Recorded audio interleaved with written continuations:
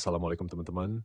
Pernah nggak sih kita merasa sudah berdoa, sudah berusaha, tapi kok apa yang kita inginkan belum juga datang?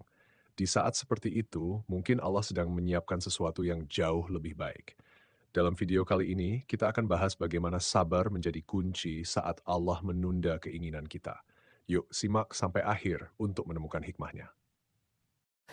Ketika Allah Subhanahu wa taala menunda suatu kebaikan yang kita inginkan, berarti Allah Subhanahu wa taala sedang mempersiapkan yang lebih baik. Artinya, kenapa kok nggak dikasih sekarang? Lagi disiapin. Kalau bahasa gampangnya. Saya minta sekarang, tapi kalau kamu minta sekarang, jadinya ya seadanya gitu.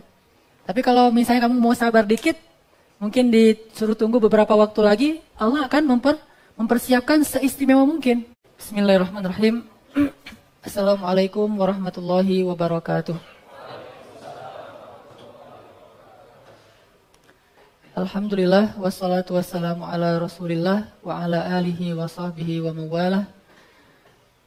Kita bersyukur kepada Allah Subhanahu wa taala. Malam ini kita bisa kembali duduk dalam majelis ilmu membahas satu tema yang by request. Tema yang cukup hit di kalangan anak-anak muda, baik yang jomblo yang benar-benar belum pernah nikah, ataupun yang jomblo yang udah pernah nikah tapi ngejomblo lagi tuh. Pengen ngerasain lagi gimana rasanya jomblo. Maka pada malam ini kita akan coba belajar menyemangati diri kita untuk cepat-cepat nikah. Walaupun judulnya jomblo fisabilillah. Mungkin orang ngebayangnya kalau judul jomblo fisabilillah itu berarti ngebahas tentang gimana menjaga hawa nafsu, gimana melawan syahwat, gimana menjaga iffah, dan seterusnya. Saya kira kalau yang itu udah sering dibahas. Tapi malam ini saya sengaja pengen memprovokasi para jombloers. Jadi bisa disebut insya Allah nanti akan haredang. Jadi ini 18 ke bawah ya, bukan 18 ke atas. Supaya cepat-cepat ngelihat ke belakang tuh, gitu. Yang di belakang kan nggak perlu lagi ngelihat ke depan, udah jelas ya. Jadi supaya cepat-cepat bisa mengatakan saya terima nikahnya. Udah latihan belum? Terus kajian kita ini bisa dinikmati oleh yang udah nikah belum? Yang udah nikah nggak nih? Bisa juga karena nanti akan ada materi disisipkan bagi mereka yang udah nikah. Mohon maaf, Dik. Dibalik aja tuh yang sebelah situ ke sini. Udah? Nanti bagi yang udah menikah juga akan ada beberapa materi yang khusus buat yang udah nikah sehingga bisa jadi penyemangat juga untuk bukan nikah lagi ya. Untuk menikahkan putra-putrinya maksudnya gitu. Kalau belum pada punya anak yang udah remaja atau dewasa, setidaknya ini bisa menjadi bekal bagi kita nanti kalau anak kita udah pada gede.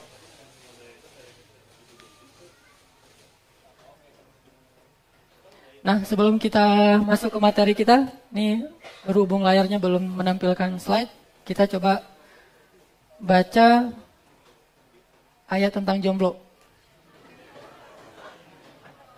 Coba tebak, kira-kira di Al-Quran itu ayat tentang jomblo itu surat apa? Ayat jomblo gue banget gitu tuh surat apa tuh? Ayat tentang jomblo? Surat Yusuf itu ya? Kan Yusuf itu jomblo sejati kan? Arti jomblo sejati dia fisabilillah banget. Udah keren, udah gitu diuji dengan cewek yang cantik banget, tetapi tetap istiqomah. Berarti kalau kita mau ngomongin jomblo fisabilillah sejati yang inspiring banget itu adalah Yusuf atau Yusuf. Coba kita buka surat Yusuf. Kita baca adegan Yusuf fisabilillah dalam kejombloan. Buka surat 12, surat Yusuf.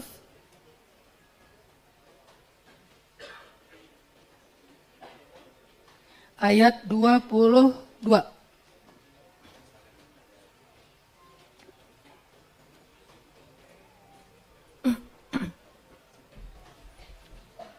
Nggak jalan itunya ya? Slide-nya nggak Surat Yusuf ayat 22.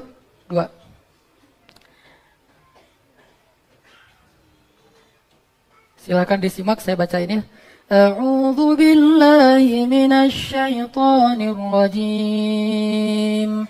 Bismillahirrahmanirrahim. Walamma balagha ashuddahu atainahu hukman wa ilma wa kadzalika najzil muhsinin. وراودته التي هو في بيتها عن نفسه وغلقت الأبواب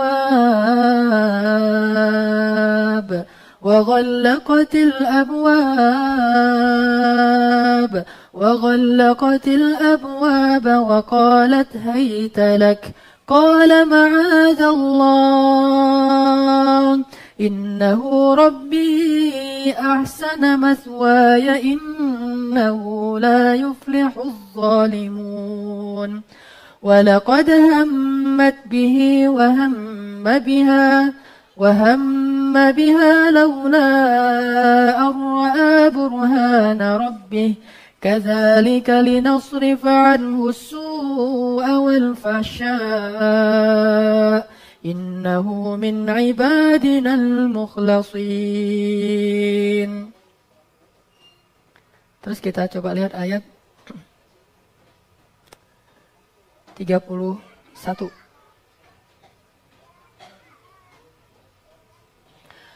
فلما سمعت بمكرهن أرسلت إليهن وأعتدت لهن متكئا وآتت كل واحدة منهن سكينا وقالت اخرج عليهن فلما رأينه أكبرنه وقطعن أيديهن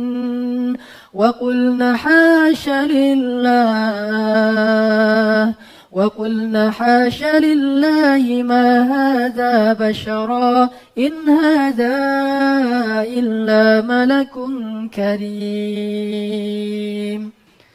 قالت فذلكن الذي لمتنني فيه ولقد راودته عن نفسه فاستعصم ولئن لم يفعل ما آمره ليسجنن وليكون من الصاغرين.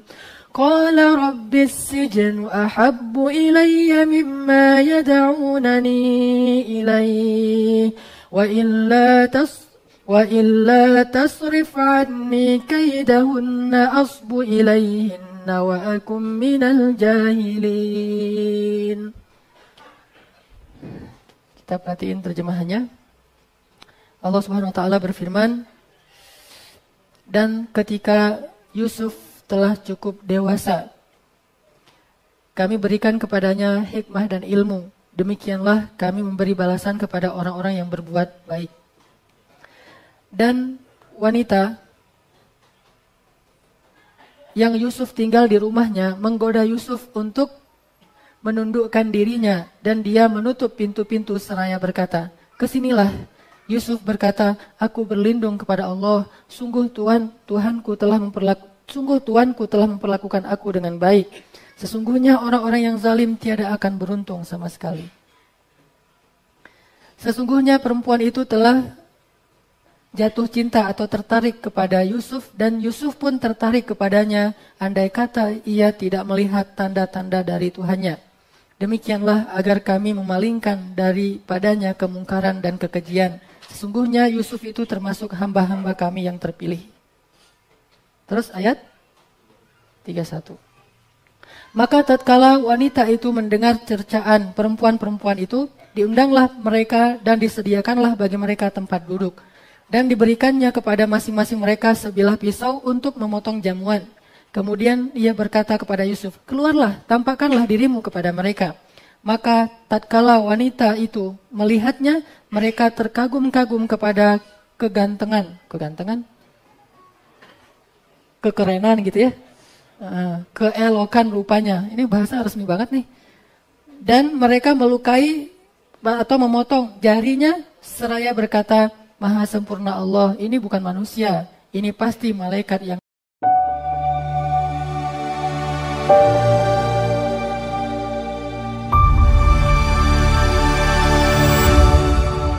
sangat istimewa. Wanita itu berkata, dialah orang yang karenanya kalian mencela aku, dan sesungguhnya aku telah menggoda dia untuk tertarik kepadaku atau tunduk kepadaku, akan tetapi dia menolak. Dan sesungguhnya jika dia tidak mentaati apa yang aku perintahkan, niscaya dia akan dipenjarakan dan dia akan termasuk orang-orang yang hina. Yusuf berkata, wahai Tuhanku, penjara lebih aku sukai daripada memenuhi ajakan mereka kepadaku. Dan jika tidak engkau hindarkan aku dari tipu daya mereka, tentu aku akan cenderung untuk memenuhi keinginan mereka. Dan tentulah setelah itu aku termasuk orang-orang yang hina atau bodoh. Jelas ya? Jadi kalau dalam kasus kita, godaan perempuan yang seperti ini mungkin nggak semua ngalamin. Ada yang pernah ngalamin? Ada cewek cantik, terus undang kita ke rumahnya mau belajar tahsin. Ustadz banget ya contohnya. Ngundang ke rumah mau konsultasi kayak belajar tahsin atau apalah. Udah gitu sampai di rumah, dia berlaku seperti tadi. Dia tutup semua pintu rumah, terus dia bilang sini. Dengan pakaian yang udah siap. Itu gimana tuh? Langsung hancur. Semua iman kita, nasihat-nasihat ustadz, taklim hilang semua tuh. Tapi Yusuf nggak kayak gitu. Kalau yang kasus se-ekstrim ini, kayaknya jarang yang ngalamin. Saya juga belum pernah. Udah pernah tapi halal. Kalau yang nggak halal mah nggak pernah. Terus kalau dalam kasus kita kayak gimana? Cerita Yusuf ini kalau diterjemahkan lebih kekinian, lebih kontemporer, lebih ke godaan yang sifatnya lewat media. Karena menutup pintu-pintu, kita bisa sendiri di kamar, bahkan sambil tidur, kita buka handphone kita kemudian nge-browsing segala macam, baik yang video, atau film, atau gambar, atau cerita, atau apapun, itu sama dengan apa yang dialami oleh Yusuf. Sehingga tidak ada yang tahu. Tetapi bagi seorang Yusuf, walaupun tidak ada yang tahu, Allah Maha melihat. Dan itulah bukti bahwa tanda-tanda yang dia lihat tentang Allah itu, Allah Maha melihat. Sehingga seorang jomblo sejati, jomblo fisabilillah, udah keluar belum? Oh udah. Nah, jomblo fisabilillah itu, dia tahu banget bahwa Allah itu selalu ngelihat apa yang kita kerjain. Terus ada yang menarik juga tuh, diuji dengan satu cewek, berhasil kan? Sekarang diuji dengan banyak cewek. Jadi kalau mau gaya-gayaan pernah jadi playboy apa segala macam, Yusuf itu lebih keren lagi sebetulnya. Dia bisa ngedapetin semua cewek-cewek cantik di Mesir sesuka dia. Semuanya mau sama Yusuf. Ibarat kalau Justin Bieber datang ke Indonesia, cewek-cewek pada ngantri tuh di bandara ya. Justin nangis-nangis. Tapi kan gak ada yang motong tangan itu pun kan ya. Paling nangis-nangis doang tapi gak ada yang ngiris jarinya sampai gak berasa gitu. Itu kan berarti Justin masih 1000 kali lebih biasa aja dibandingkan dengan Yusuf. Yusuf 1000 kali lebih dahsyat. Sampai orang mau ngiris tangan itu gak berasa. Bisa disebut pada saat itu, cewek-cewek kalau mau operasi, gak usah pakai obat bius, ngeliat Yusuf aja tuh. Mana Yusuf? Lihat Yusuf? Ya silakan dokter, dibedah aja lah gitu. Bedah hati saya dokter tuh di sini gitu kan. Ngelihat Yusuf, saking luar biasanya Yusuf. Semuanya pengen sama Yusuf, cantik, ganteng banget. Makanya tadi, apa tadi bahasanya? Keelokan wajah, gak enak tuh bahasanya. Kekerenannya Yusuf tuh, kegantengannya Yusuf tuh luar biasa. Mukjizat, sampai mereka pas ngelihat Yusuf, wow gitu. Ini bukan manusia, ini malaikat. Udah malaikat pun ada kalimat yang istimewa di situ. Malaikat yang istimewa. Malaikat aja udah istimewa, ini lebih istimewa lagi dari malaikat yang biasa. Ini keren banget gitu. Sehingga mereka wow, terus aja gini nih. Tiba-tiba ngeliat, oh kok berdarah? Ini Yusuf. Apa kata Yusuf? Sesungguhnya penjara lebih aku sukai daripada godaan mereka semua. Bayangin. Hidup susah, terhina, disakiti, dikurung, itu lebih baik bagi seorang Yusuf daripada melanggar syariat Allah Subhanahu wa taala. Itu luar biasa. Ini baru disebut jomblo fisabilillah. Tapi malam ini kita nggak akan banyak bahas masalah itu. Silakan nanti buka lagi surat Yusuf. Kayaknya nih yang jomblo-jomblo wajib hafal surat Yusuf. Insya Allah nanti mungkin bulan Februari atau Maret kita akan sampai Qiyamul Lail di surat Yusuf. Jadi yang jomblo wajib hadir ya. Qiyamul Lail surat Yusuf. Sehingga kalau kita hafal surat Yusuf, nanti pas kita ngalamin yang dialami oleh Yusuf, walaupun dengan contoh yang lebih kontemporer, kita akan mengatakan Rabbis sijnu ahabu ilai. Wahai Allah, penjara itu lebih saya sukai daripada godaan ini. Oke, malam ini kita akan bahas beberapa hal untuk memotivasi teman-teman nih semuanya, baik yang jomblo belum pernah nikah ataupun yang mungkin pernah ngalamin perceraian dan sekarang merasa sendiri. Dan biasanya yang udah pernah nikah itu lebih pengen lagi, kabitaannya tuh lebih tinggi daripada yang belum ya. Karena udah ngerasain gimana indahnya pernikahan. Pernikahan tuh indah banget loh. Jadi rugi banget kalau belum nikah tuh, bener. Nanti saya akan tunjukin beberapa, wah luar biasa lah kalau udah nikah mah. Saya nyesel, nikahnya usia 23 tahun. Kalau tahu gitu saya usia 12 tahun juga pengen nikah gitu. Malam ini kita bahas beberapa poin, silakan dilanjut slide-nya. Pertama, bersabarlah, Allah sedang mendandan pengantinmu di kamar surga. Nih, bagi yang belum nikah nih. Di mana jodoh saya? Kok nggak muncul-muncul? Kayak orang tunggu hilal gitu kan ya? Ini kok udah gitu sekali muncul-muncul gitu ikhtilaf lah gitu. Itu punya saya kan kayak nunggu hilal banget kan di awal Ramadan. Mana jodoh saya kok nggak muncul-muncul? Sabar aja. Pertama saya suruh sabar, nanti setelah itu saya suruh cepet-cepet. Pertama sabar aja lah gitu. Kenapa? Kalau jodoh kita belum muncul, berarti Allah sedang mendandan dia di taman surga. Dan kalau kita sampai mati dalam kesabaran, jodoh kita nggak muncul-muncul juga, berarti kita ingin segera dipertemukan dengan jodoh kita yang abadi, yang lebih cantik, yang paling keren banget, yang luar biasa, yang kalau dia muncul di dunia, maka cahaya matahari itu akan hilang gara-gara cahaya dia. Yang kalau sehelai selendangnya jatuh ke bumi, maka antara langit dan bumi itu akan harum semuanya dengan kesturi. Yang kalau, maaf, air liurnya jatuh setetes ke lautan, seluruh lautan itu akan menjadi manis.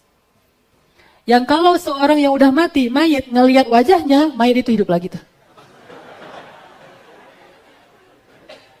Ini beneran loh, ini ada hadis tentang betapa cantiknya bidadari. Yang akhwat sebentar dulu ya, di post dulu ya, nanti akan ada nih untuk yang akhwatnya. Ternyata luar biasa, ada kisah gini. Seorang ahli ibadah, orang yang sangat solih, dan dia belum menikah. Kan banyak tuh ahli ibadah yang belum menikah. Salah satunya ulama yang sampai wafat belum menikah itu siapa? Imam Nawawi misalnya. Tapi bukan nggak mau nikah ya, beliau terlalu sibuk sehingga sampai nggak kepikiran untuk menikah. Nah, ulama ini usianya sekitar 30-an tahun dan belum menikah. Terus di suatu perjalanan dia barengan dengan seorang pengusaha, seorang yang kaya raya dan punya istri 4. Istrinya tuh muda-muda, cantik-cantik, orang-orang yang dari keturunan Ningrat, sehingga dia bangga banget. Ustadz gitu, udah nikah belum? Belum Pak. Aduh, Ustadz mah kalah sama saya 4-0 atuh ya gitu. Dia bangga-banggain diri tuh, dia bahwa dia punya 4, segala macam, dia ceritain istrinya, pokoknya manas-manasin aja. Si ulama ini tenang-tenang, biasa aja, nggak termotivasi, nggak jadi panas, nggak haredang, nggak biasa aja. Terus setelah orang ini cerita panjang lebar tentang kecantikan istrinya, kemudian ulama ini bilang, Pak, Bapak mau tahu istri saya tuh kayak gimana, kata dia. Tadi katanya nggak ada, tetapi belum ketemu aja, kata dia. Kayak gimana Ustaz?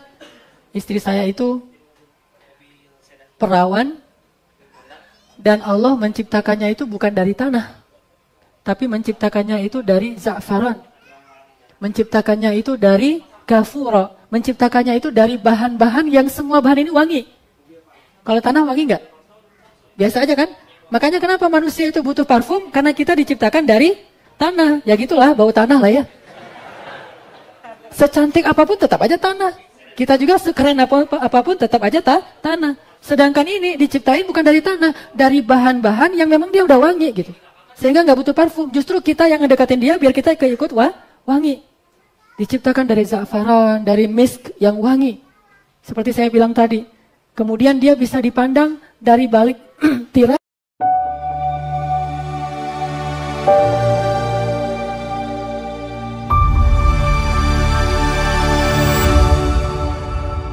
Kalau kita memandangnya dari balik tirai, maka saking putihnya dia, kelihatan seluruh tubuhnya. Bahkan kalau dia minum, kelihatan air mengalir di tenggorokannya. pengusaha tadi mulai bingung, nih orang kayak gimana, secantik apa nih cewek yang diceritain.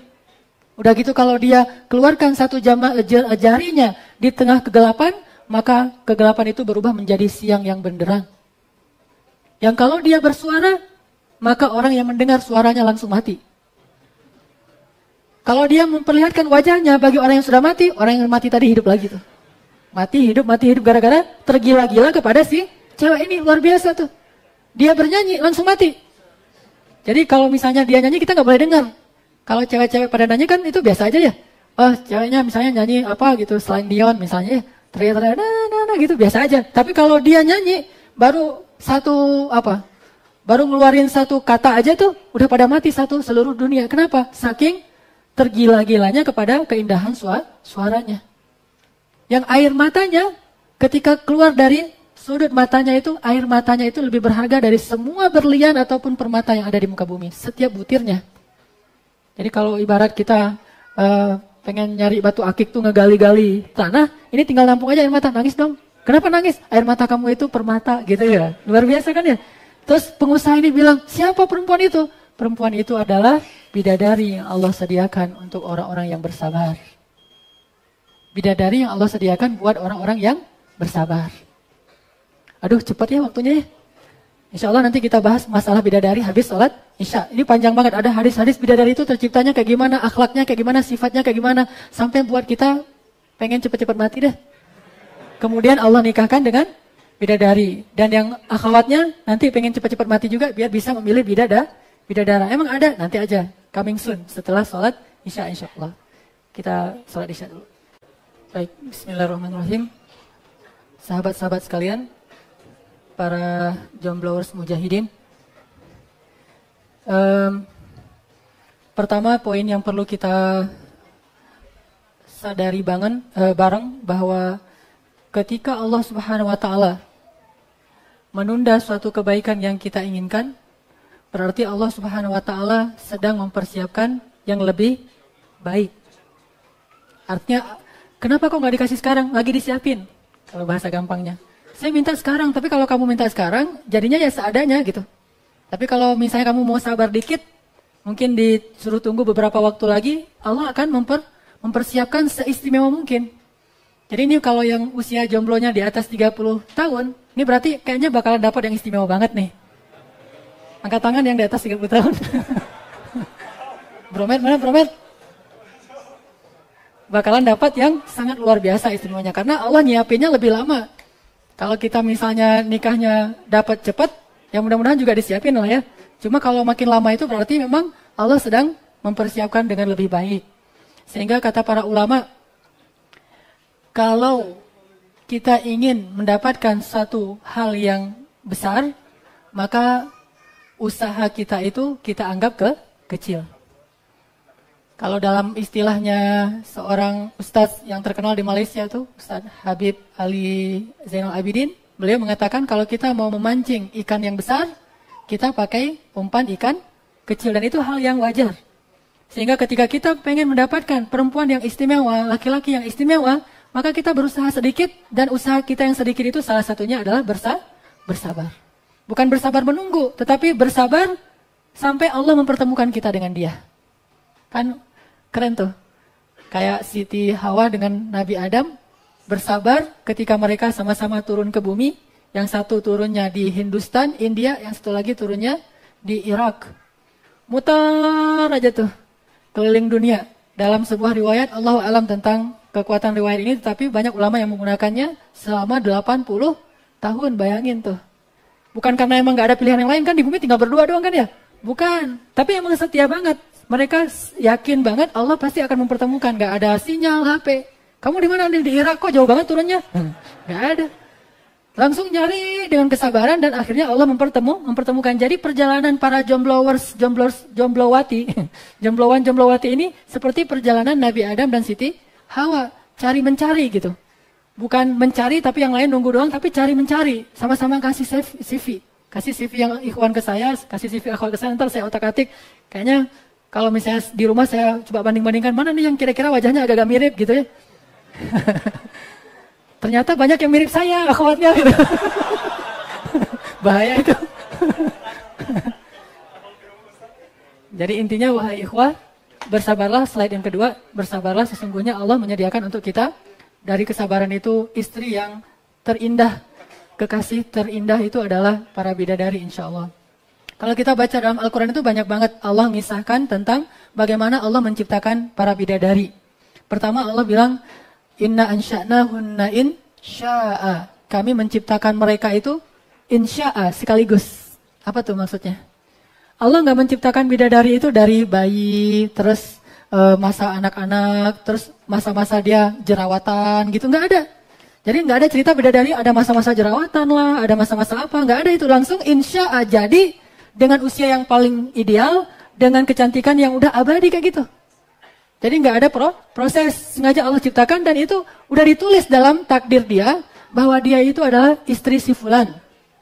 Jadi insya Allah kalau kita beriman kepada Allah, nggak ada yang namanya jomblo abadi, itu nggak ada. Walaupun kita meninggalnya dalam keadaan belum menikah, tetap aja kita akan dinikahkan oleh Allah. Yang jadi saksinya malaikat, yang menikahkan kita itu walinya adalah Allah. Bayangin tuh. Allah bilang, aku nikahkan fulanah bidadari dengan mahar sabar. Wah, luar biasa tuh. Maharnya sabar, kesabaran kamu di dunia tuh. Maharnya sholat 5 waktu di masjid. Maharnya itu istiqomah. Maharnya itu iffah. Tergantung maharnya. Maka Allah SWT menikahkan kita. Para malaikat nyaksiin semua tuh. Kayak acara pernikahan Widi kemarin di Masjid Al-Latif. Wah, semuanya disaksiin. Ada yang live, dikasih tahu ke yang lain. Datang, bareng-bareng datang, pengen nyaksiin pernikahan kita. Udah gitu, kita jawab, saya terima nikahnya bidadari dengan mahar tersebut. Sah, sahnya itu semesta yang mengatakan sah. Malaikat semuanya bilang sah. Dia senyum di dalam kemahnya. Maka Allah Subhanahu Wa Taala menikahkan semua orang yang beriman dengan pasangannya di surga. Bagaimana dengan perempuan? Perempuan juga begitu dalam hadis Tabrani yang diriwayatkan oleh Ibnu Qayyim Al-Jauziyah dalam kitab Raudhatul Muhibbin. Kata Syekh Ibnu Qayyim Al-Jauziyah, dan walaupun hadis ini kata sebagian ulama dhaif, tapi Syekh Ibnu Qayyim Al-Jauziyah menggunakan hadis itu bahwa perempuan boleh memilih suaminya dan dia pasti akan memilih suami yang paling baik akhlaknya. Ternyata, kata Nabi, akhlak yang baik itu menguntungkan kita di dunia dan di akhirat. Dan kalau seorang perempuan itu menikah berkali-kali, karena Ummu Salamah kan menikah berkali-kali ya, dan cerai mati, suaminya meninggal, dia nikah lagi kayak Khadijah gitu deh. Meninggal, nikah lagi. Terus Ummu Salamah tanya, terus yang mana nanti akan jadi suami saya Rasulullah di akhirat? Kata Nabi, bukan yang terakhir, bukan yang pertama, tetapi yang paling baik akhlaknya di antara mereka. Dan kita nih, sebagai bapak-bapak yang udah punya istri, suami-suami ini, kita nggak tahu kita bakal hidup di dunia ini lebih lama dari istri kita atau lebih lama istri kita hidup dibandingkan kita. Kita duluan pergi menghadap Allah. Kalau kita duluan pergi menghadap Allah, tiba-tiba kita meninggal, mungkin kecelakaan, mungkin apalah, meninggal, istri kita masih hidup, dan dia nikah lagi. Dan kalau dia nikah lagi ternyata suaminya lebih keren akhlaknya dari kita, udahlah goodbye, kita nggak akan ketemu lagi dengan dia selama-lamanya. Jadi kalau kita pengen istri kita itu jadi cinta yang endless love, cinta kita di dunia dan di akhirat, maka cara untuk ngejamin itu kita harus yang paling baik akhlaknya. Sehingga kalau kita meninggal, dia nikah lagi, dia tetap akan bilang, gak ada yang bisa menggantikan Hanan At-Taqi di hati saya. Oh, gitu. Ini kenapa jadi saya nih? Gitu aja deh. Bagi saya sangat mencintai istri saya, sehingga saya berharap dia menjadi istri saya di dunia dan di akhirat. Sehingga berusahalah semaksimal yang kita bisa untuk paling baik akhlaknya. Sehingga kalau dia ketemu cowok lain, yang mungkin lebih kaya dari kita, yang mungkin lebih hebat dari kita, yang mungkin lebih keren dari kita, mungkin lebih muda dari kita, tetap kita akhlaknya lebih baik dari dia, dan itu yang akan menjadi mahar kita di surga. Ini yang saya sebut tadi, materi buat yang udah nikah. Kalau kita nggak mau kehilangan istri kita, perbaikilah akhlak kita sehingga dia akan memilih kita nanti di akhirat. Inna ansha'nahunna insya'a. Kami menciptakan mereka sekaligus langsung jadi cewek-cewek cantik. Terus Allah bilang lagi, uruban atroba. Uruban, kata para ulama artinya, ini cewek punya sifat kasih sayang luar biasa. Kasih sayang yang dia berikan kepada kita itu luar biasa. Jadi perasaannya itu luar biasa kepada kita, cintanya itu dalam banget. Nggak ada yang cinta ragu-ragu. Saya habis-habis.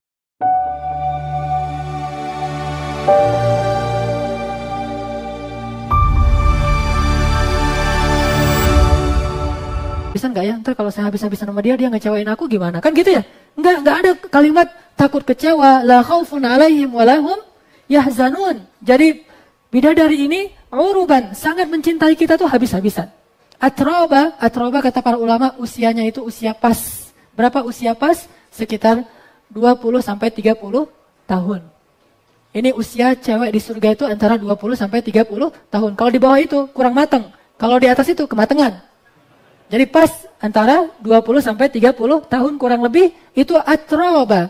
Dan itu akan segitu aja selama-lamanya.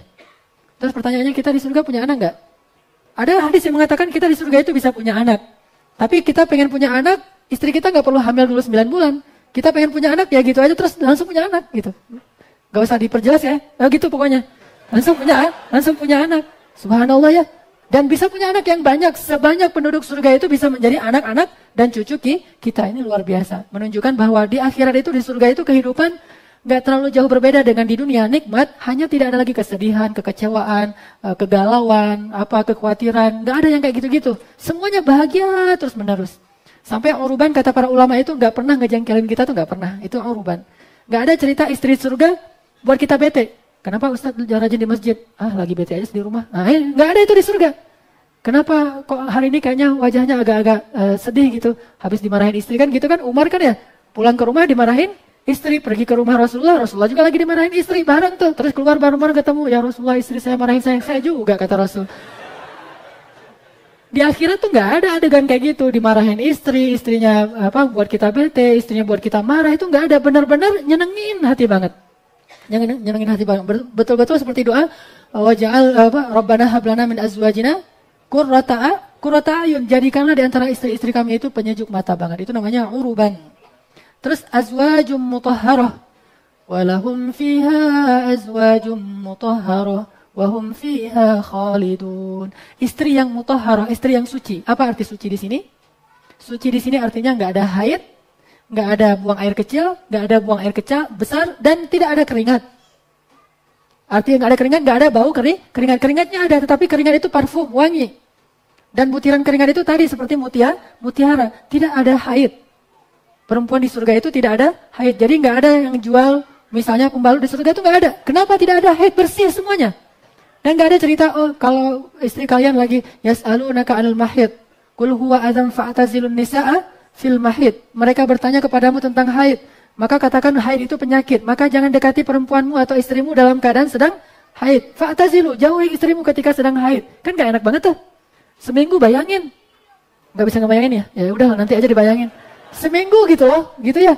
Yang biasanya mungkin seminggu beberapa kali, ternyata ini seminggu nggak bisa sama sekali kan, pusing juga tuh. Nah di surga tuh nggak ada yang kayak gitu-gitu. Ini indahnya surga. Maaf ya bukan bermaksud vulgar, tapi emang kayak gitu hadisnya. Ayatnya emang kayak gitu, tidak ada haid, tidak ada yang menghalangi kita untuk mendekati dia, dan tidak ada buang air kecil, tidak ada buang air besar, benar-benar bersih sekali, bersih luar dalamnya. Tidak ada bau keringat, tidak ada apapun, bersih luar dalamnya. Dan yang paling luar biasa menurut saya itu, cewek surga itu adalah, saya bilangnya cewek surga ya, qasiratut tarf. Apa itu qasiratut tarf? Menundukkan pandangan. Kata para ulama tafsir, arti menundukkan pandangan itu, dia tuh nggak pernah ngelihat cowok lain. Satu-satunya laki-laki yang dia kenal, cuma kita. Kan enak banget tuh, pas kita buka HP-nya, nggak ada nama cowok, cewek semua gitu. Karena yang cowok juga dirubah namanya jadi cewek. Semuanya pakai Siti gitu ya, padahal berkumis, berjanggut. Gak ada yang dia nggak kenal seorang cowok pun, benar-benar bersih banget. Qasiratut tarf. Jadi kalau misalnya dia tanya, kamu kenal si Fulan nggak? Nggak kenal. Kamu pernah ketemu si Fulan nggak? Nggak pernah. Kamu pernah ngeliat Fulan tuh keren banget loh? Nggak pernah ngeliat. Bagi aku kamu tuh yang paling keren. Kamu tuh pangeran aku banget gitu kata dia. Itu qasiratut tarf. Dia tidak akan ngelihat seorang laki-laki pun kecuali suaminya nggak tertarik pun tuh ngelihat. Yang mana orangnya, nggak ada itu. Ngelihat artis, ngelihat model, ngelihat atlet, ngelihat teman kita yang kita bawa ke rumah, itu nggak ngelihat sama sekali. Biasa aja. Kenapa? Bagi dia yang paling ganteng sedunia itu adalah suaminya. Jadi dia setia banget sama kita. Itulah yang Allah sediakan bagi siapa yang bersabar. Sehingga kata para ulama, jika Allah tidak memberinya di dunia, maka Allah memberinya di akhirat. Sekarang buat yang cewek-cewek. Terus kalau yang ceweknya meninggalnya belum nikah gimana Ustadz? Allah sediakan yang tadi, Yusuf untuk mereka di surga. Orang yang seganteng Yusuf, setinggi Adam, sekuat Musa, sebagus suara Daud dan seindah akhlak Nabi Muhammad. Semua nabi itu dikumpulin di satu cowok, namanya cowok surga. Dan itu akan menjadi pilihan bagi akhwat. Saya yang itu aja tuh. Kenapa? Itu mirip Yusuf. Tapi tingginya kayak Adam. Kalau dia bersuara kayak Daud, gimana suara Daud sampai gunung juga akan ikut bertasbih bersamanya. Burung itu berhenti terbang, air berhenti mengalir karena suara Daud. Kalau suara kita kan biasa aja ya. Kita udah capek-capek teriak, orang biasa-biasa aja tuh. Tetap aja ngantuk kalau dengar suara kita. Tapi suara Daud bisa membuat alam ini bertasbih bersamanya. Suaranya tuh kayak Daud. Jadi kalau dia lagi jalan bareng yang cewek di surga, jalan bareng terus dia nyanyi gitu ya. Cowoknya nyanyi cuma nggak tahu pakai gitar apa enggak gitu, akustik apa enggak. Pokoknya dia nyanyi aja gitu. Itu si ceweknya tuh, kamu romantis banget sih gitu. Itu luar biasa karena suaranya indah. Kekuatannya seperti Musa. Jangankan Nabi Musa, Nabi Muhammad aja, kata Aisyah, kekuatan Nabi Muhammad itu sama dengan 10 laki-laki. Kekuatan Nabi Muhammad itu, keperkasaan Nabi Muhammad itu sama dengan 10 orang laki-laki. Artinya, di antara 10 laki-laki yang terkenal perkasa, Nabi Muhammad itu lebih perkasa dari semua kekuatan mereka jika disatuin. Ini baru Muhammad, belum lagi Musa. Gimana Musanya? Orang nyolek doang mati tuh. Diginin, mati. Terus lari kan ke Madian, datang malaikat. Malaikat datang kepada Musa, kirain ini siapa tiba-tiba datang, dipukulin, buta matanya. Ini Musa, saking kuatnya Nabi Musa. Dan kebijaksanaannya seperti Sulaiman. Dan artinya tetap Allah sediakan yang lebih baik daripada yang ada di muka bumi. Insya Allah, kalau kita bersabar. Itu yang pertama. Lanjut. Poin yang kedua, gak ada seorang pun yang tertukar jodohnya, jadi kalau diputusin berarti memang bukan jodoh kamu. Kalau kata Ustadz Felix Shaw, putusin aja. Kalau saya menyebutnya, kalau diputusin, kalau Ustadz kan nyuruh kita putusin. Kalau saya nih, diputusin misalnya ya. Berarti emang bukan jodoh kita biasa aja. Kalau misalnya kita merasa, katakan diputusin sebelum nikah. Kalau diputusin setelah nikah, kan ini lebih sakit nih. Sakitnya di mana-mana kan ya. Aduh diputusin, gak mau lagi. Ya minta talak 3 langsung. Kita kan sebagai laki-laki banyak pertimbangan tuh. Gak mau ngasih talak 3. Talak 1 aja deh ya. Talak 1 aja ya. Yang udah talak 3 aja. Gitu. Akhirnya talak 1. Pas masa idah nggak boleh ketemu. Padahal fikihnya masa idah itu masih boleh serumah. Si perempuannya masih boleh buka jilbab. Bahkan masih boleh tidur bareng. Kenapa? Supaya mereka nanti berkasih sayang lagi terus jadi rujuk gitu. Tapi dia nggak mau. Pokoknya mau pisah rumah aja bukan pisah ranjang lagi. Sehingga akhirnya kita benar-benar merasa diputusin. Dia mutusin saya Ustadz. Gimana tuh kondisinya? Kalau diputusin berarti emang dia datang dalam kehidupan kita hanya sebagai ujian. Bukan jodoh kita. Dia hanya datang mampir untuk menguji kita, tetapi bukan jodoh kita. Berarti jodoh kita setelah kita ngelewati masa ujian itu. Siapa yang pernah ngalamin kayak gini? Di antara sahabat? Zainab binti Jahsy dan Zaid bin Harisah. Nikahnya itu cuma setahun aja. Padahal dua-duanya soleh tuh. Zainab soleha, Zaid soleh. Tapi usia pernikahannya cuma setahun doang tuh. Kenapa? Allah hanya ingin menguji mereka antara satu dengan yang lain. Setelah itu dipertemukanlah dengan jodoh yang lebih baik. Zainab akhirnya menikah dengan siapa?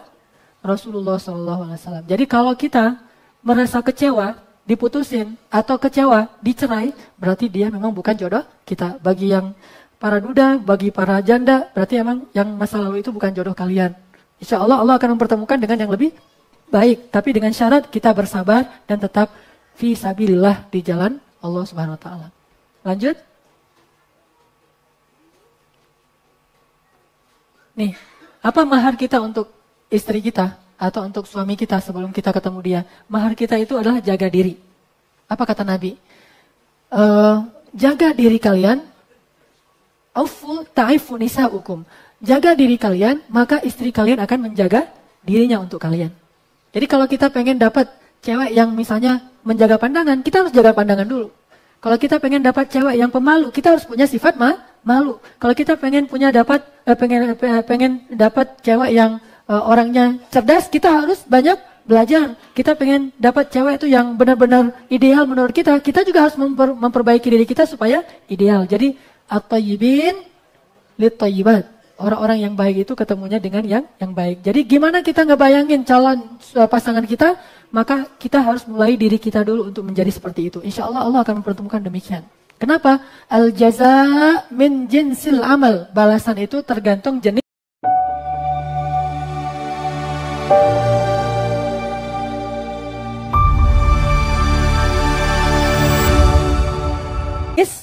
Amal.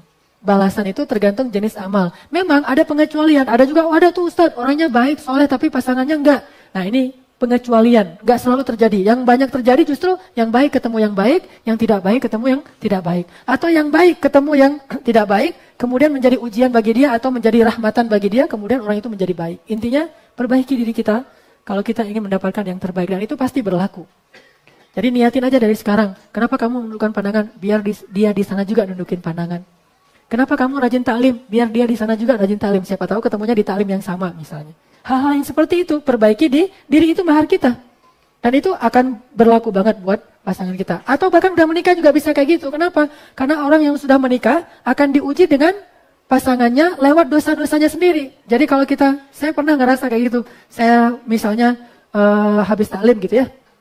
Ibu-ibu datang ke saya, Ustaz foto dong. Gitu kan. Ada sekitar 3-4 orang ibu-ibu pengen foto sama saya. Oh iya kan nggak enak tuh ditolak. Udah Ustaz foto dong gitu. Udah gitu fotonya nempel. Saya kesini ada ibu-ibu, kesini ada ibu-ibu kan gitu.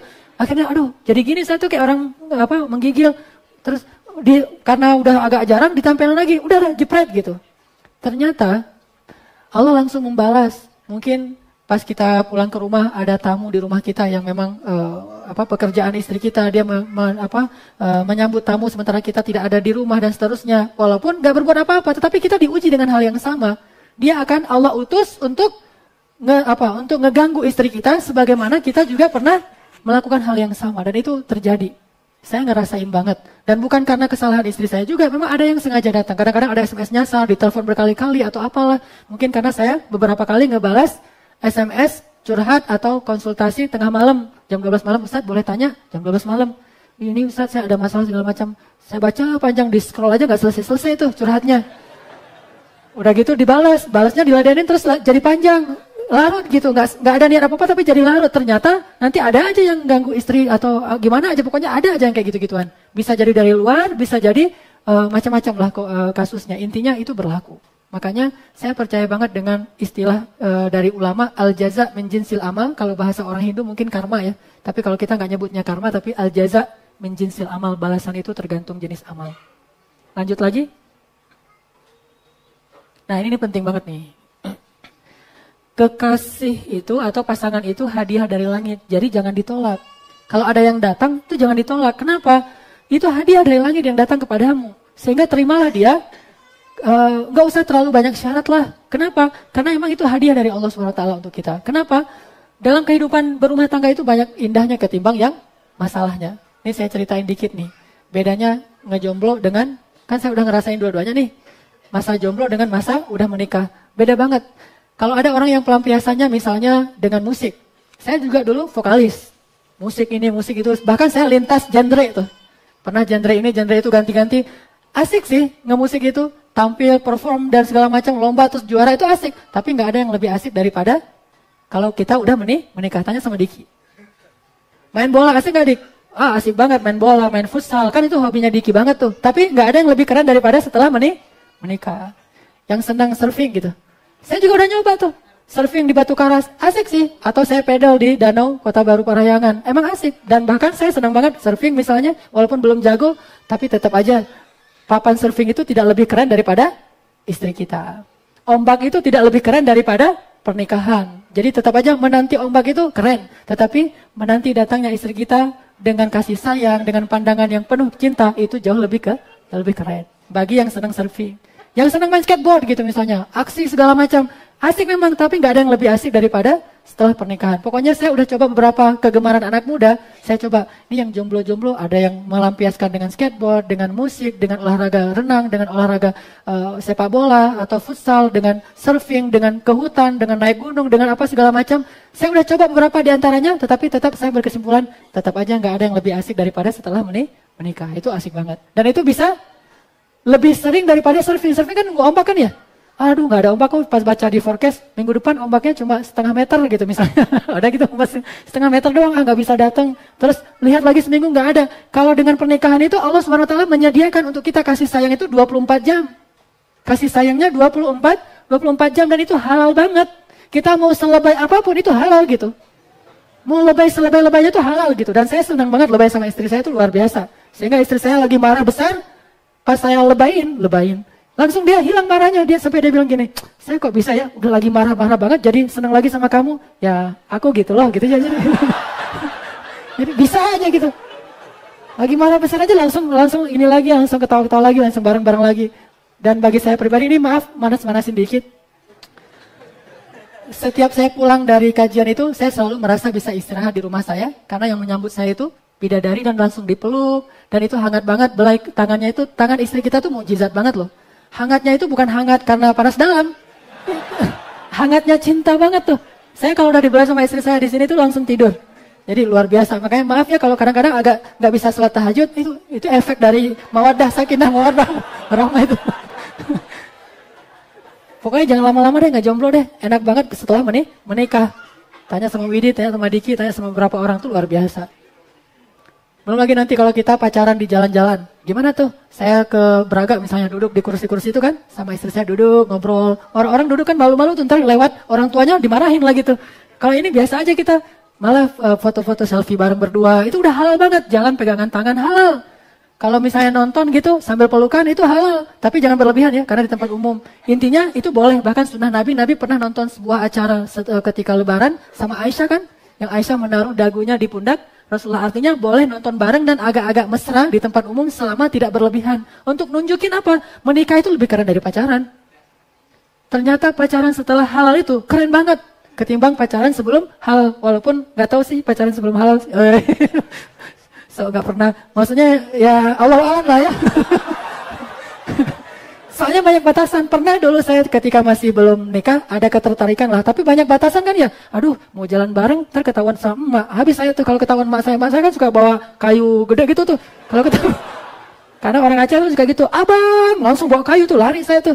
Kalau ketahuan emak bahaya nih, bisa habis saya ntar di rumah dan segala macam, banyak batasan, gak boleh jalan bareng. Kalau mau ketemu sama dianya misalnya ketemunya pas kerja kelompok kan gak enak banget ya. Kerja kelompok ngebahas teori fisika tapi ketemuan hangoutnya teori fisika tuh gak enak banget. Tapi kalau udah nikah bebas mau ketemu di mana aja. Ketemu di mana kita? Di bintang berapa? Terserah. Ini bebas banget. Artinya nikah itu keren banget. Nikah itu luar biasa. Kalau saya benar-benar kata Allah, pernikahan itu bukti-bukti di antara bukti-bukti kebesaran Allah. Wa min ayatihi an khalaqalakum min anfusikum azwajan litaskunu ilaiha, itu benar banget. Allah itu baik banget dengan menciptakan atau mensyariatkan pernikahan. Saya bersyukur banget mendapatkan nikmat pernikahan dari Allah Subhanahu wa taala, sehingga selalu bisa melepaskan lelah saya kalau saya pulang ke rumah dan melihat bidadari saya di rumah, Khadijah dan Aisyah. Mau ngerasain yang nggak usah dibahas deh yang itu-itunya. Intinya, ayo, asiknya punya pacar halal. Saya sering di grup tuh manas-manasin. Kita ngomongin ini, ngomongin itu. Hobi saya mah mikirin cewek aja deh. Cewek yang ada di rumah saya yang cantik banget, yang keren banget. Dan kita bisa ngasih dia hadiah apa aja. Kita nggak, kalau belum nikah, banyak hal yang kita akan mikirin aja jadi dosa. Ngelihat dosa. Apalagi ngerasain, dosa banget tuh kan ya. Tapi kalau udah nikah, mikirin pahala, ngelihat pahala, ngerasain, itu pahala banget. Gitu. Jadi semuanya berpahala. Intinya, jadi jangan ditolak. Kalau ada yang datang kepada yang cewek-cewek, terima aja. Yang datang, kamu siapa? Saya calon imam kamu. Oh ya? Gitu. Pede banget sih ngomong kayak gitu. Terima aja, nggak usah ditolak-tolak. Kalau ada cewek yang ngasih CV ke saya, kalau bisa nggak ada syarat deh. Saya menerima apa aja lah Ustadz. Bukan karena berputus asa ya, karena memang itu anugerah dari Allah dan kita harus bersyukur kalau ada yang datang menghampiri kita. Jangan banyak terlalu khawatir nih kalau gini gimana, kalau gitu gimana, nggak usah. Tawakal aja sama Allah dengan syarat kita udah ta'aruf dengan cara yang syar'i, tanya ke seorang ustadz, kira-kira recommended nggak? Recommended nih, misalnya saya bilang nih, ada seorang cowok, dia tuh anak Vespa banget.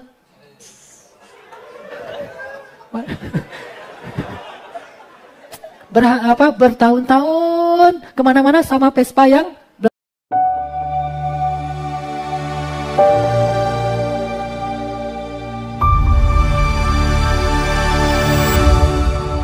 belakangnya masih kosong, nggak ada siapa-siapa. Akhirnya ya udahlah, saya mah di masjid aja kayak Julaibib, ngafal Quran, belajar tahsin. Ini cowok menurut saya sih ideal banget ya untuk jadi seorang suami dan ayah gitu ya. Coba berdiri dulu, Fel. Jadi itu kalau menurut saya nih, saya aja banyak terinspirasi dari Vela. Terinspirasi apanya? Saya kan kadang-kadang semangat mengulang hafalan itu jadi kurang karena namanya juga manusia, iman lagi turun. Pas melihat Vela lagi murojaah hafalan di pojok Masjid Al-Latif, Vela aja hafalannya tuh keren banget, Al-Ankabut gitu loh. Al-Ankabut itu kan susah banget, dia udah hafal. Akhirnya semangat lagi. Ini kan ideal banget nih buat suami sama ayah nih. Nanti anak kita diajarin sama Vela, tahsin 2 ya Vela ya. Luar biasa. Kayak gitu-gitu, jadi nggak usah terlalu banyak. Di Al-Latif tuh banyak stok loh. Ini baru ketahuan satu nih, ada yang lebih dahsyat lagi nih. Jangan ditolak. Jadi insya Allah Al-Latif ini akan menjadi jalan bagi turunnya hadiah dari langit nih buat para jomblowati nih. Insya Allah datang dari langit lewat Masjid Al-Latif. Dan lihat aja nih wajah-wajahnya keren-keren semua. Insya Allah kalau jadi cover boy itu cocok lah. Majalah apaan? Majalah Donald Bebek ya. Oke, lanjut lagi. Nah ini penting juga nih. Ini buat someone yang kadang dia bilang gini, nggak ngeklik sih Ustadz gitu. Suka bilang gitu tuh, nggak ngeklik Ustadz. Belum dapat Ustadz, belum kerasa Ustadz, atau bukan tipe saya Ustadz, kan suka bilang gitu ya, bukan tipe. Ternyata bisa jadi yang bukan tipe saya itu lebih baik buat kita. Jadi jangan buat syarat yang nggak dibuat oleh Nabi deh. Syaratnya tuh harus kayak gini, tinggi sekian atau apa, nggak usah gitu-gitu amat. Udah ada syarat yang dibuat Nabi kan 4 kan ya, cantik itu artinya menarik, kemudian apa?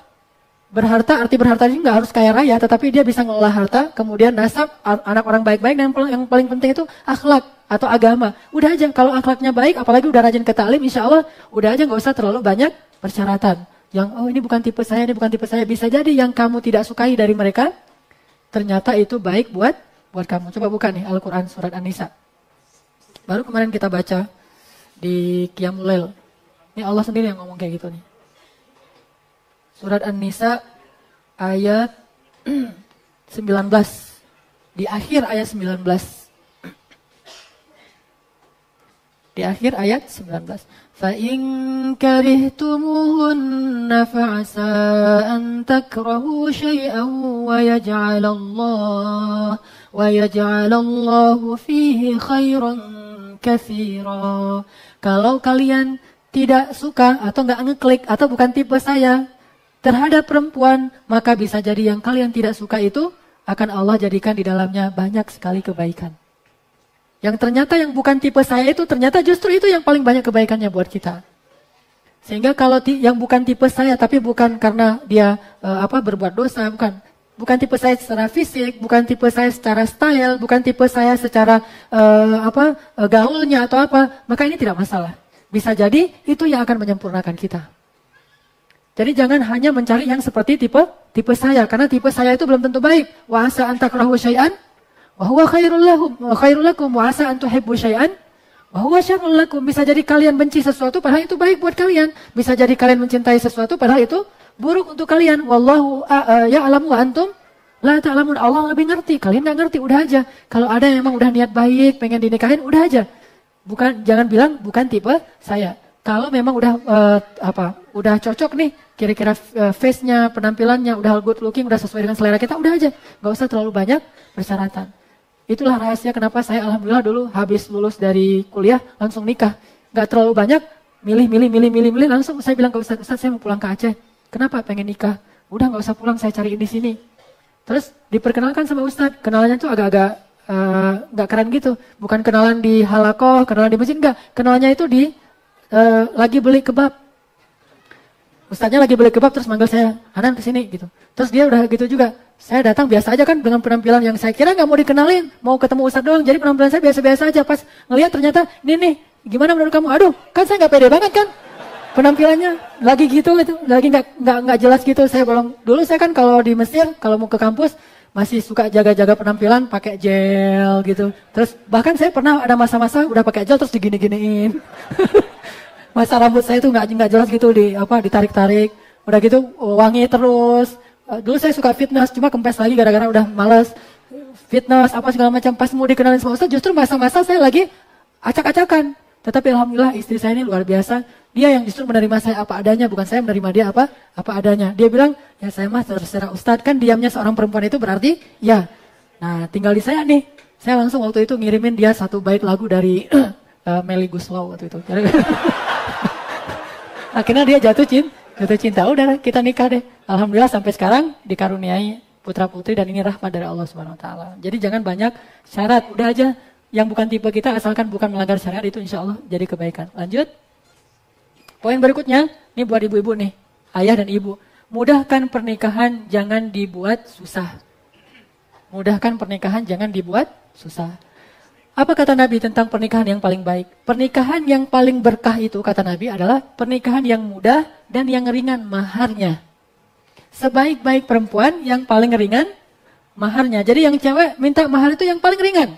Coba balik ke yang paling atas, yang nomor 1. Jadi ringan, yang paling ringan maharnya nomor. Nah, ada KitKat, itu bisa jadi mahar tuh. Ya, coklat, wafer, ya, atau setangkai bunga, atau senjata mainan, itu juga bisa jadi mahar. Pokoknya apa aja deh.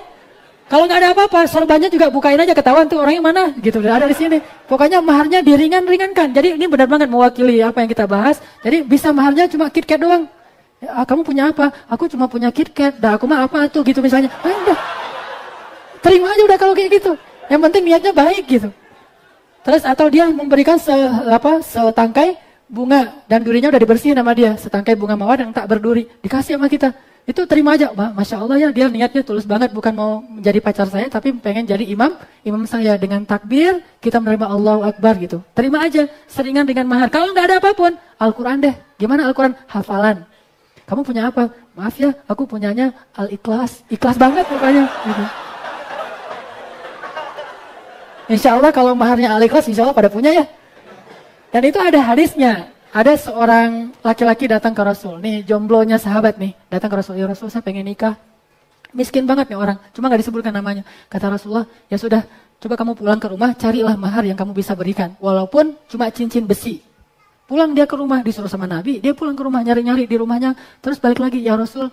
Kata Rasul, gimana? Kamu dapat apa di rumah? Gak ada apa-apa di rumah saya Rasulullah untuk jadi mahar.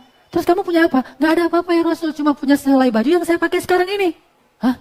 Kalau kamu kasih itu sebagai mahar, terus kamu pakai apa? Kan gak keren banget kan ya? Pernikahan bajunya mana? Saking gak punya apa-apa, cuma punya sehelai baju, itu luar biasa. Akhirnya Nabi bilang, ya udah, apakah kamu punya hafalan Al-Quran? Kata dia, ada yang Rasul, cuma gak disebut Al-Ikhlas. Mungkin dia hafal beberapa juz Al-Quran lah, keren lah ya. Masa Al-Ikhlas doang kan gak kurang menghargai perempuan. Berikan yang lebih banyak. Kalau saya dulu mahar saya, ini ikhtilaf memang secara fikih. Ada ulama mengatakan gak boleh, harus perhiasan. Tapi ada hadis yang kayak gitu. Dulu saya selain mahar cincin, saya maharnya surat At-Tahrim. Surat At-Tahrim itu salah satunya adalah ku anfusakum wa ahlikum naro. Hafalan surat At-Tahrim. Waktu itu saya belum hafal, langsung hafal cepet-cepetan. Udah setelah seminggu, store ke ustaz saya, udah siap nikah nih. Udah langsung nikah dengan At-Tahrim dan satu perangkat buku fikih namanya Fiqhul Islam wa Adillatuh karya Syekh Wahbah Zuhaili yang sudah meninggal, mudah-mudahan Allah merahmatinya. Nah ini buku ini masih ada di rumah saya, malah jarang dibuka karena zamannya juga mahal kan ya, nggak boleh dirusak-rusakin. Jadi saya bukanya itu yang software aja, yang Wahbah Zuhaili yang hard covernya, yang hard copy-nya ada di rumah. Ini maharnya. Jadi kata Nabi, apa yang kamu punya dari Al-Quran? Saya punya beberapa hafalan. Akhirnya kata Nabi, saya nikahkan kamu dengan fulan, si perempuannya, dengan apa yang kamu hafal dari Al-Quran.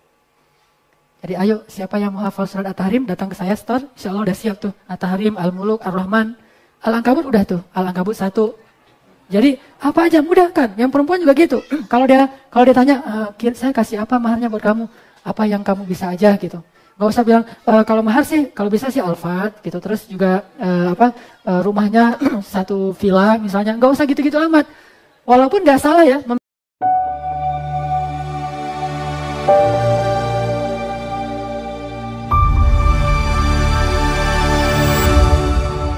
Minta mahar yang bagus, karena ini salah satu problem di Mesir itu kenapa orang Mesir nikahnya kalau udah doktor usia 40 tahun, karena mahar perempuannya itu mahal-mahal.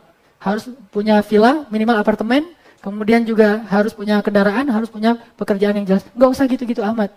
Yang dimaksud oleh Nabi mampu, manistato amin kumul ba'ah, mampu di situ itu bukan kaya, tetapi mampu di situ itu sudah bisa memberi nafkah. Artinya udah punya pekerjaan walaupun nggak banyak hartanya, itu udah mampu. Jadi yang udah punya usaha kecil-kecilan nih, distro atau clothing, itu udah mampu tuh. Atau yang bahkan jualan siwak aja itu udah mampu. Apalagi jualan madu kan, lebih mampu lagi kan. Jualan madu, mana yang jualan madu? Kiki, nah ini udah mampu banget nih, alhamdulillah bentar lagi, tinggal 2 minggu lagi mau nikah. Artinya itu udah mampu. Jadi insya Allah untuk standar mampunya hadis, kita ini di Al-Latif nih rata-rata udah mampu. Tinggal apakah ada keberanian? Nih saya tantang, apakah kita berani enggak nih? Saya dulu pas menikah justru mahar cincin itu saya pinjam ke calon istri saya. dia namanya Maria Ulfa. Setelah menikah manggilnya Hanin, Hanan Hanin. Sebelum menikah Maria, aku ada sih duit cuma masih di teman. Gitu kan gaya-gaya gengsi-gengsi gitu kan ya. Agak-agak ya biar izah gitu kan. Temen aku minjam tapi belum balik-balikin. Janjinya sih mau dibalikin beberapa bulan, ternyata sampai sekarang belum. Nah, jadi bisa nggak ya pinjam dulu gitu. Oh berapa? $500 aja, nggak usah banyak-banyak. Saya pakai modal untuk ke Saudi, terus saya kerja di travel di Saudi. Pulang-pulang saya bawa $3.000. Alhamdulillah bisa langsung bayar hutang. Jadi nggak masalah, dia dinikahi dengan mayar yang hutang pun luar biasa. Ini sebaik-baik perempuan dan berkah insya Allah pernikahannya. Gitu juga dengan kalau ada yang akhwat didatangin cowok, misalnya dia minta pinjam dulu, nggak apa-apa lah. Tapi jangan banyak-banyak, satu orang aja kasus kayak gitu. Kalau semuanya minta pinjam kasihan. Jadi nggak ada modal dengkul ya. Ini terus untuk yang ibu-ibu atau bapak-bapak yang anaknya pengen nikah, jangan dihalang-halangi. Kenapa kata Nabi? Yasir wala tu'asir. Mudahkan, jangan mempersulit. Kadang-kadang kita membuat syarat sendiri. Syaratnya misalnya kalau di yang saya tahu nih di beberapa tempat di Jawa itu nggak boleh ngelangkahi kakak misalnya. Kakak kamu kan belum nikah, lalu nunggu sampai kapan tuh? Apalagi kalau misalnya kakaknya banyak syarat kan kita kebawa-bawa kan? Oh kakak saya mah syaratnya harus bule. Udah gitu kayak gini terus segala macam, susah itu, nanti malah ke bawah-bawah. Jangan, itu nggak ada syarat dalam hadis harus ikutin kakak dulu, nggak boleh ngedaluin kakak. Terus juga ada syarat misalnya namanya dihitung, nama kamu siapa, nama kita disebutkan terus dihitung pakai apa itu weton segala macam kan ya. Udah itu dikaitkan dengan yang datang, oh kalian tuh nggak cocok karena secara hitung-hitungan tuh nggak dapet, akhirnya datang lagi nggak cocok, terus aja kayak gitu. Dan ada akhwat yang sampai usia 37 tahun baru nikah gara-gara siapa yang datang ke rumahnya kata orang tuanya tuh nggak cocok hitung-hitungannya, namanya itu nggak ketemu gitu. Dan ini dibuat-buat, tidak ada dalam hadis Rasul. Makanya mudahkanlah jika ada anak kita yang pengen menikah, itu niat baik loh ya. Itu bukan niat jahat, itu niat baik banget. Menikah itu ibadah kepada Allah dan Allah ridho banget kepada orang yang menikah. Bahkan setan itu nangis melihat orang yang mengijab kabul pernikahan. Jadi mudahkanlah, dan kalau perlu kita membantu. Makanya saya pernah cerita ketika saya SMA dulu, saya pernah cemburu sama ketua OSIS saya. Ketua OSIS saya kelas 2 SMA udah nikah. Hah? Kelas 2 SMA udah nikah, itu keren banget tuh. Dia juara kelas, nikah sama juara kelas. Jadi sama-sama juara kelas nih. Yang cowoknya juara 2, yang ceweknya juara 1, ranking 1. Nikah, kelas 2 SMA. Yang ceweknya, orang tuanya ini, dokter spesialis, dua-duanya ayahnya dokter spesialis, ibunya dokter, saking bersemangatnya, ibunya juga dokter spesialis. Yang Ikhwan, ayahnya itu dosen di salah satu universitas di Banda Aceh. Udah gitu pas mereka ada ketertarikan, pulang ke rumah, orang tuanya udah nebak, terus tanya, kamu suka sama seseorang? Mereka jujur-jujur terbuka gitu, oh iya, ayah saya ada perasaan gitu. Terus gimana, mau serius nggak? Ya, tapi kan masih sekolah juga. Mana maksudnya perasaan kamu serius nggak gitu, ditanya sama orang tuanya. Ya serius sih. Ya udah. Akhirnya orang tuanya tanya alamatnya, langsung pergi ke orang tua si cewek. Ngomong nih sesama orang tua, dan karena sama-sama rajin ikut taklim, paham, akhirnya mereka sepakat, ya udah kita nikahin aja anak kita. Terus segala sesuatu, nafkah segala macam kita bareng-bareng aja, kita bantu anak kita. Udah, sepakat, dipanggil lah anaknya berdua. Udah gitu kata orang tuanya, kalau kalian serius nih, ayah, ibu nih, papa, mama semuanya udah sepakat, setuju jika kalian menikah. Kapan kalian mau? Enak banget kan kalau ada orang tua kayak gitu kan ya? Udah mampu, terus paham kan, mudah banget urusan kita kan? Akhirnya ya udah kalau gitu tunggu liburan sekolah. Pas liburan sekolah, kita lagi di rumah pada nggak jelas gitu kegiatannya. Pas udah lagi di rumah tiba-tiba dapat undangan.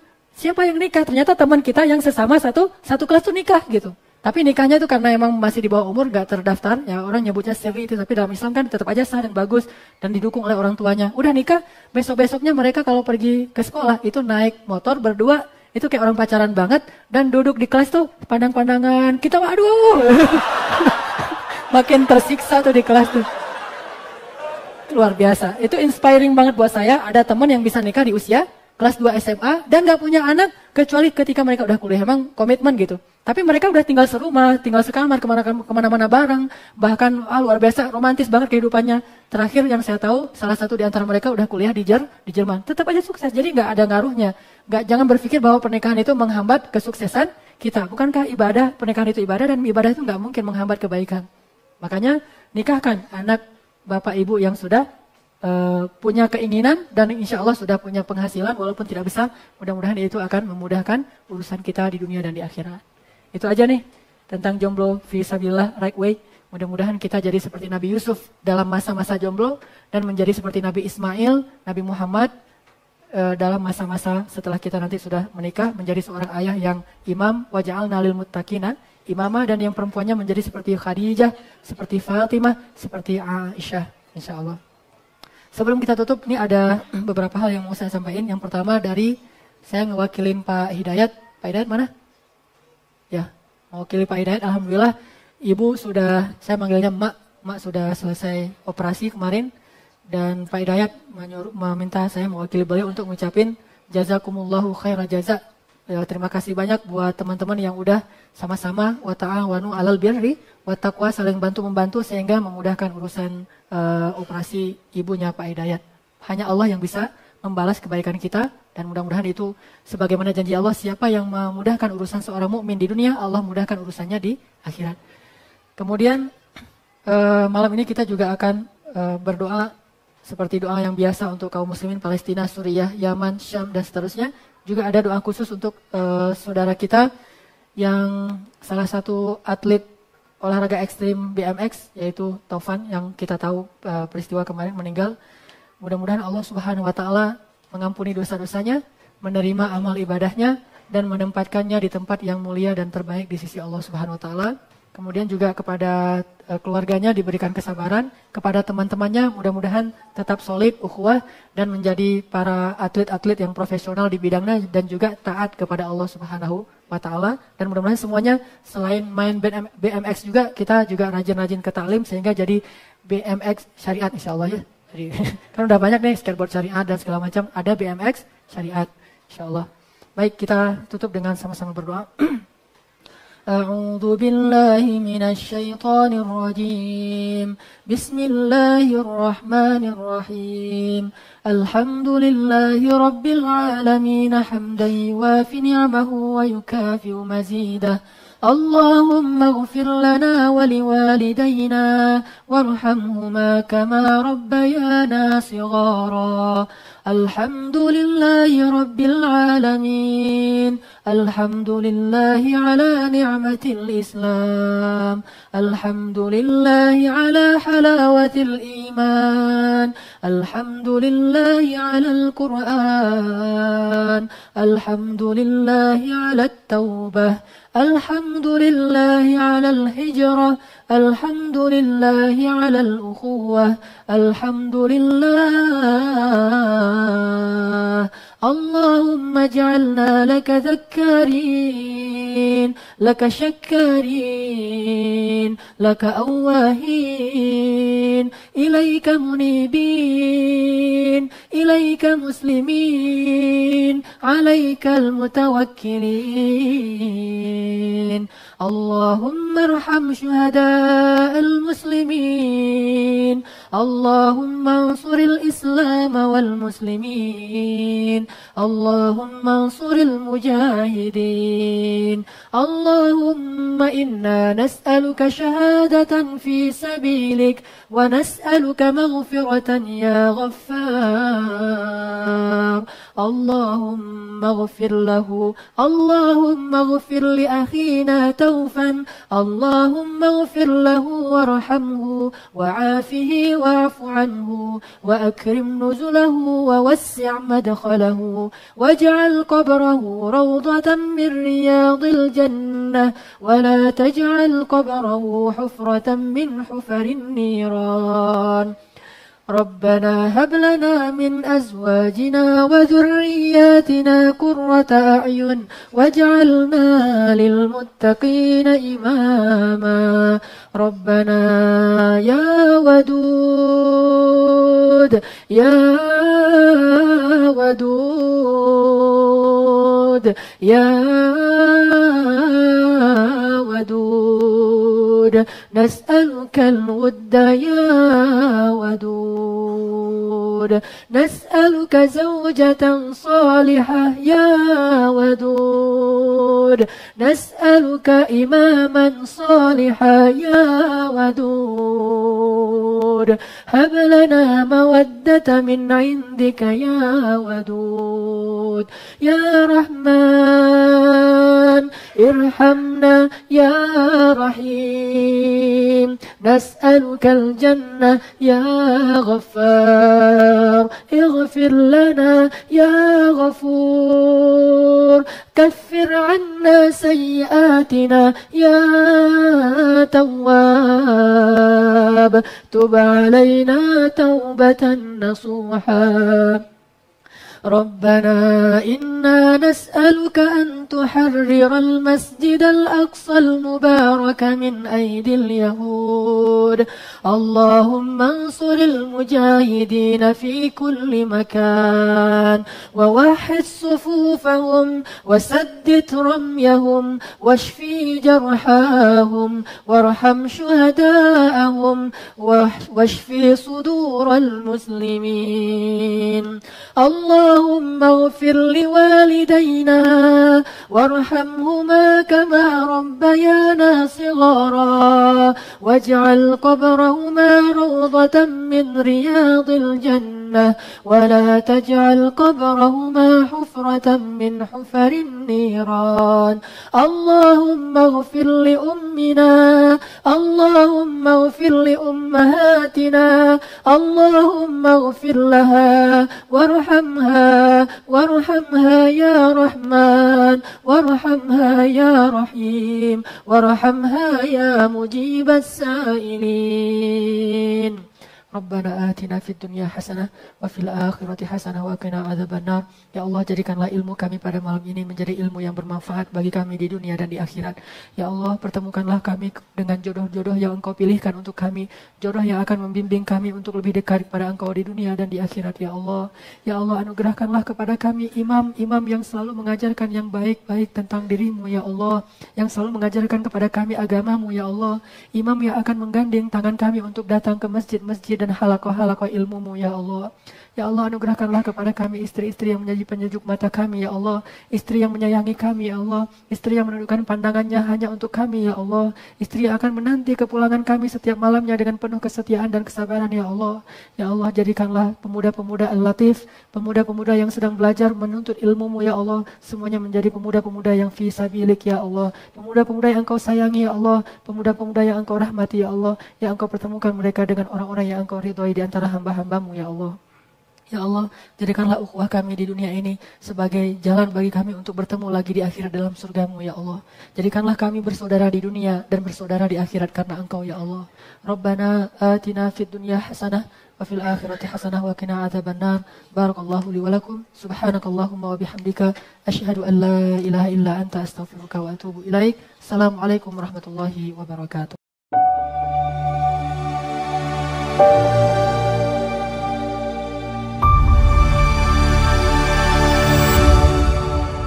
Ceramah Ustadz Hanan Attaqi menekankan bahwa ketika Allah menunda jodoh, itu adalah bagian dari persiapan untuk memberikan yang terbaik. Seperti teladan Nabi Yusuf AS yang tetap menjaga diri meski diuji, jomblo fisabilillah diingatkan untuk bersabar dan terus berbuat baik. Menikah membawa keberkahan dan kebahagiaan yang lebih besar daripada masa lajang, serta tidak ada jodoh yang tertukar. Jika diputuskan, berarti Allah menyiapkan yang lebih baik. Penting untuk mempermudah pernikahan dengan mahar yang ringan, dan bagi yang sudah menikah, menjaga akhlak yang baik menjadi kunci kebahagiaan di dunia dan akhirat.